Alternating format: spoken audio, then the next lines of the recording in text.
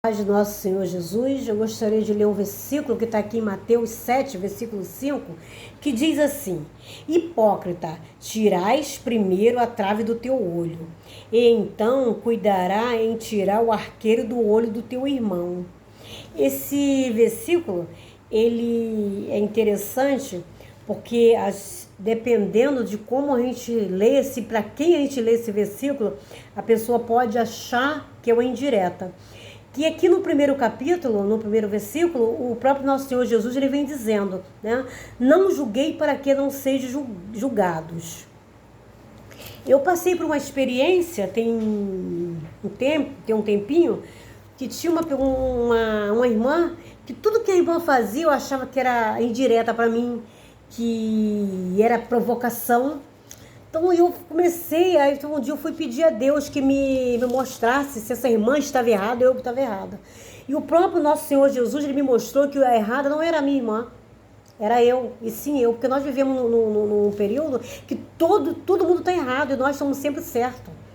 Nós queremos julgar as pessoas, mas não queremos ser julgadas.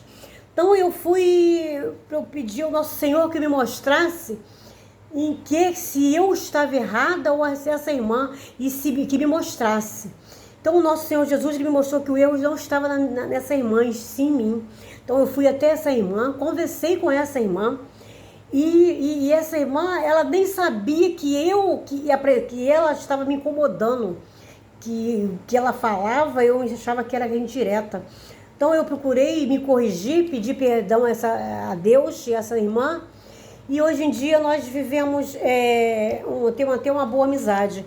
Porque se eu não fizesse isso, fosse pedir discernimento ao nosso Senhor Jesus, eu poderia estar criando um ódio, uma revolta com essa irmã, e sem ela nem entender o porquê que eu estava agindo assim com ela. Porque o defeito, o erro não era dela, e sim em mim, e eu achava que o erro era dela. Então, assim como eu fui pedir ao nosso Senhor Jesus discernimento, e ele me mostrou, então com isso eu entendo, né, que muitas das vezes nós erramos e achamos que o erro está em outras pessoas.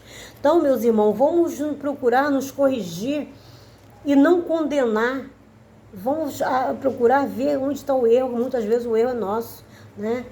E desde já, né, eu agradeço ao nosso Senhor Jesus por ter me mostrado o caminho, que o inimigo estava querendo me desviar do meu caminho, que é o caminho do Senhor, e estava me usando essa irmã, né, para mim eu estava condenando de uma coisa que nem ela sabia que estava sendo condenada por mim.